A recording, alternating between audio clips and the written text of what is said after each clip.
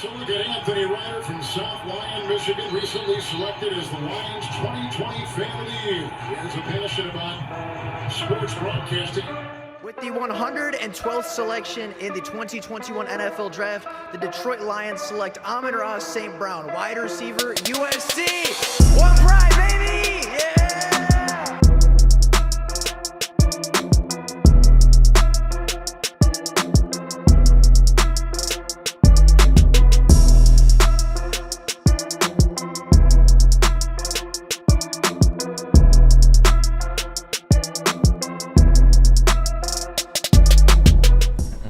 What is going on, everybody? Welcome back to another Detroit Lions video. Now, the Detroit Lions are not in the greatest spot, right? They're 1-4 going into their bye week. They're coming off a shutout loss to the New England Patriots. They have the worst statistical defense in the NFL, and they are not very good. So today we are going to take a look at this team. We're going to go in depth, look at the ins and outs of this football team, look at everything from the players to the coaching to the injuries to maybe some bad calls that went the Lions' way, and kind of look at what is wrong with the Detroit Lions. Why are they not performing up to standards? Why do they have the worst defense in the NFL? Why are they 1-4? And are the reasons fixable? And will they be able to be fixed within the 2022 season in time for the Lions to remain competitive? Now, with that being said, let's get straight on into taking a look at what is wrong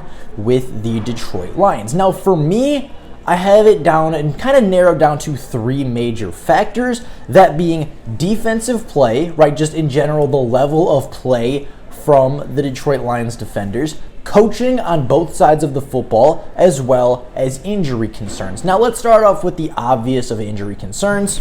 Right, the Lions are pretty beat up. They do not have a lot of their starting talent on the field right now, and for the last 2 to 3 weeks, they have been relying on quite a few backups at significant positions, including starting offensive line positions, including starting weapons and running backs and wide receivers, including starting defensive tackles and safeties, and pretty much every DB on the Lions roster played starting snaps yesterday or played starting snaps on Sunday for the Lions versus the New England Patriots, because they had 5 different defensive backs leave that game due to injury. So injury is very much a part of the Lions' struggles, but I would say even more in particular to that, injuries on the defensive line I think are the biggest impacting factors to the Lions' defensive struggles as of right now. Because when we played the Washington Commanders and when the Lions were relatively healthy, right, they had John Kaminsky, they had Aiden Hutchinson, they had Charles Harris, and John Kaminsky in particular was forcing that penetration, was getting kind of that collapsing pocket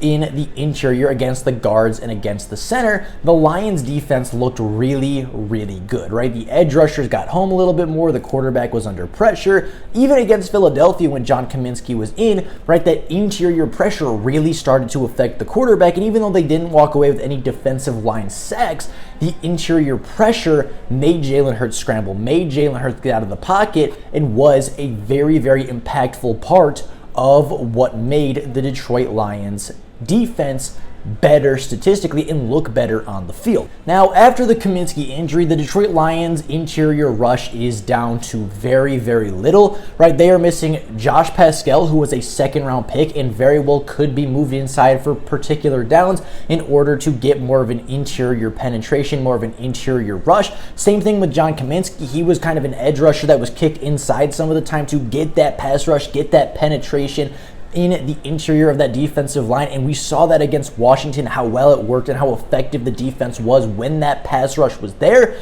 And then same thing with Levi Onwuzurike, right? He's a guy second-round pick, projected as a pass rusher, projected as a guy that's going to collapse that pocket, be an interior pass rushing threat. He has not been healthy, and he has not been able to impact the field for the Detroit Lions.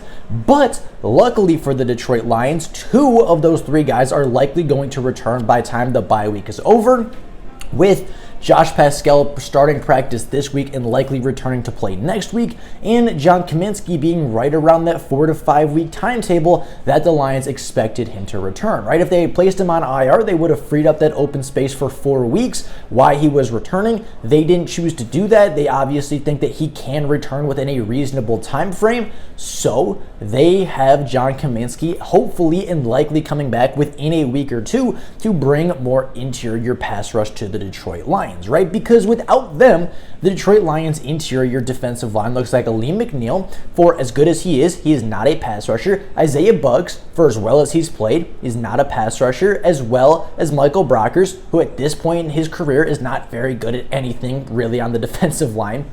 And then you have undrafted free agent Demetrius Taylor, who, yes, is a pass rusher, but if your only interior pass rushing threat is an undrafted, undersized free agent defensive end / tackle, you're probably not going to get too much penetration in the pocket. You're probably not going to find too much pass rushing success from the interior of the offensive line. But once Kaminsky comes back, once Josh Paschal comes back, hopefully, once we have a guy like Romeo Okwara return, if he can return to full form, and maybe even Levi by the end of the season, the Lions' pass rush should be getting better, right? Right now, they are very, very thin, and they are very thin, right? They do not have a lot of depth anymore at that pass rushing interior because Levi is hurt, because Josh Paschal is hurt, because John Kaminsky is hurt, because Charles Harris got hurt, right? They don't have a lot of pass rushers left. All of their pass rushers are on IR, or they're just on the injury report, not playing week to week. And I think that is really hindering some of the things the Lions can do from a coaching perspective. Now, with that being said, that kind of plays into defensive playmaking, right? The Lions, as a team, do not have a great pass rush. They have 0 defensive sacks outside of Washington from the defensive line. They had 5 against Washington. Hutch had 3, Charles Harris had 1, John Kaminsky had 1. The Lions have 7 sacks on the season, 5 of those coming from defensive linemen, 0 of them coming from any game not against the Washington Commanders. So clearly, the pass rush is an issue. The pass rush is not affecting quarterbacks in the way that's getting the defense off the field. And quite honestly, I don't care who you are as a defensive back, whether you're Jeff Okudah, Amani Oruwariye, Will Harris, Ifeatu Melifonwu. I don't care if you're prime Richard Sherman or Darrelle Revis. If you have no pass rush, you will not cover for very long, right? You can't cover all day as a defensive back because it's just not feasible to ask your DBs to do that. So, with that being the case, when the pass rush returns, right, when those guys return on the interior of the defensive line, that is going to cause more pressure up front. That is going to cause the defensive backs not to have to cover as long, or be able to kind of take advantage of maybe some quicker pressures, maybe be a little bit more aggressive and get a couple takeaways on the day. And that is going to help the defensive playmakers make some plays on defense. But again, it relates back to the pass rush and all the guys that are currently out that should be getting to the quarterback. Now, getting on to, I think, one of the biggest things that is holding the Lions back right now, it is going to be coaching, and specifically the coaching from Aaron Glenn and Dan Campbell, because quite honestly, I think Ben Johnson's doing a very good job on the season, and apart from last week's game, I have very few critiques about how the offense is functioning, and I think Ben Johnson is going to get right back in the, into the playbook, and he's going to fix the things that went wrong on Sunday. I have no problems with the offense at this point, but the defense and the overall game management, I think, is something that is truly holding the Detroit Lions back as of right now. Aaron Glenn is too aggressive as the defensive coordinator. And in week 5 against the Patriots, it was better. There were less zero blitzes. There was less people in the backfield, more people in coverage, which I think did allow less big plays, as the Lions did not give up their single defensive touchdown until 5 defensive backs had already left the game, and they were down 19-0 or 16-0, whatever the case may be. The defense played very well. They held New England to 5 field goals and just 1 touchdown on the day. The defense did get better, but it's going to be hard for Aaron Glenn's defense to truly improve without that pass rush, right?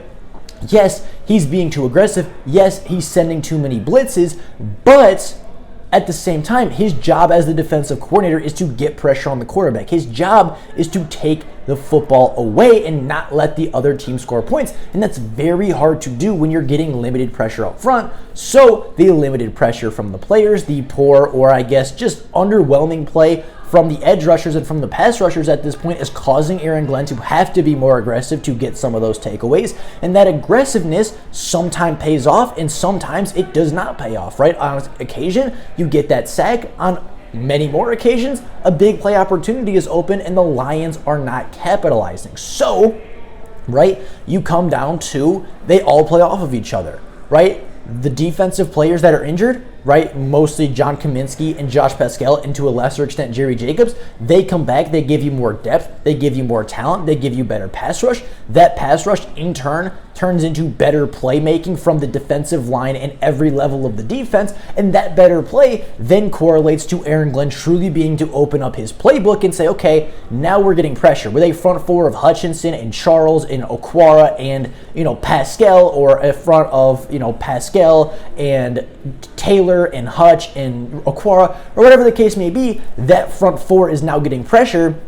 I don't have to send 7 people, right? I don't have to send 2 linebackers and safety because these front 4 guys are getting it done. I can drop back into coverage and really open up some of the more complex plays that I want to use if you're Aaron Glenn, right? But it comes down to health. And I think all 3 of these factors, despite being separate, do play off of each other, right? Aaron Glenn has to be less aggressive, but in order to be less aggressive, the players have to be playing better, the pass rush has to get home, and in order for the pass rush to get home, the players have to be healthy and the pass rushers have to be on the field. Now that is what I think is wrong with the overall defense. I think there's 3 levels to it. They all play off of each other. And as the Lions get healthier, I think you will see the players play better. And I think you will see the defensive scheme look better as a result of the players playing better, which again is a result of players coming back from injury. But I do think there is another concern. Maybe not quite as large as the defensive coordinating and maybe not as big as the defense overall. But I do think there has to be a true talking to with the head coach, because I think that although his aggression on 4th downs and his aggression throughout games can certainly win you football games, I think there has to be more of a filter on when it's appropriate to do so and when maybe you take your foot off the gas, when you kick the field goal, when you punt the ball away, when you utilize your Pro Bowl level punter in Jack Fox, and when you want to go for those 4th downs. Because yes, there are times where Dan Campbell's aggressiveness has certainly led to the points being scored, right? There was a 4th down conversion versus the Minnesota Vikings that directly led to a touchdown instead of a potential field goal miss, because on that day, I don't think Austin Seibert was hitting anything, but that 4th down conversion directly led to a touchdown against the Washington Commanders, right? That 4th down conversion, yeah, it didn't work in the end zone, but it resulted in a safety because Dan Campbell had faith in the defense. That safety then turned into the Lions getting the ball back and scoring another touchdown on top of that. So yes, the 4th down itself did not work, but it put the Lions in prime position to either get that safety or get the ball back with really, really good field position in a position where you were already up by a touchdown. So yes, to say that Dan Campbell's aggressiveness is hurting the Detroit Lions every time isn't true, because there are times where Dan Campbell's aggression works. There are times where, it makes sense to go for it on 4th down, especially when you have, like he's been saying at press conferences, right? You have Jamal Williams, who averages 5 yards a carry and has never fumbled in his career, and you have Penei Sewell, one of the better run blocking tackles in the NFL, on a 4th and 1 early in the game to set that tempo on the opponent's opposing territory. It makes sense to run the ball behind that guy, and if you get beat, but you cannot regret that decision. However, there are situations where you don't go for it on 4th down, right? When you're inside the red zone and you're down 6-0, you trust your kicker in that situation. Whether he's earned it or not, you have to trust your kicker in that situation because that's the guy you have to lean on, and that might be the guy you have to lean on later in the game, right? I think there are times this year where the 4th down conversions have gotten the Detroit Lions into trouble. So although I think, maybe it's not all or nothing, right? It's not, you only go for 4th downs or never go for 4th downs. I do think that a small part of the Detroit Lions' problems right now do come from Dan Campbell. I do think he is a little too aggressive to a fault, and that is his personality. He's always going to be an aggressive coach. He's always going to go for it on fourth down, and I do think down the line it will help the Detroit Lions more than it will hurt the Detroit Lions. And I think at this point, right, with the things he's dealing with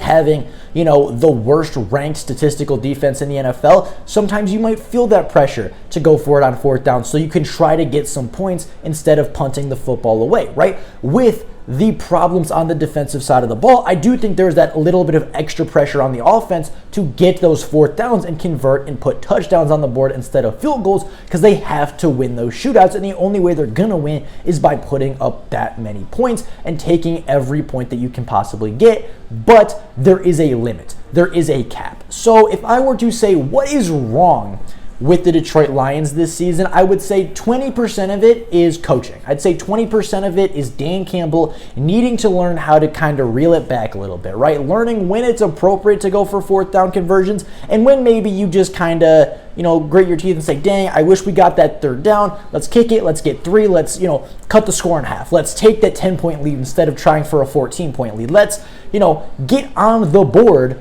and start to build that momentum a little bit before we get too aggressive. And then there's, times where, of course, it's very appropriate and even likely and a good opportunity to go for it on fourth down and take a bigger lead. I think that's about 20% of the problems right now is coaching, time management, fourth down conversions, stuff like that.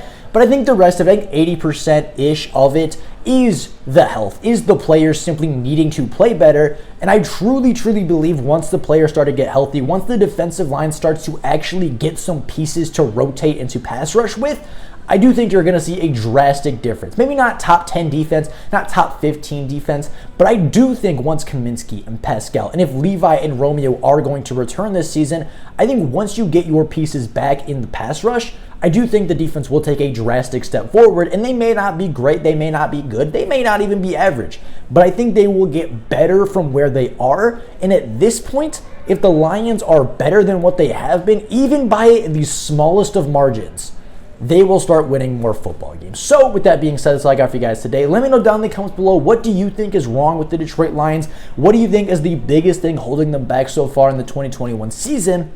And how do you think the Lions should go about fixing their 1-4 record coming out of the bye? Be very curious what you guys think, but with all of that being said, that is all for you guys today. Thank you all so much for watching. And until next time, and as always, go Lions!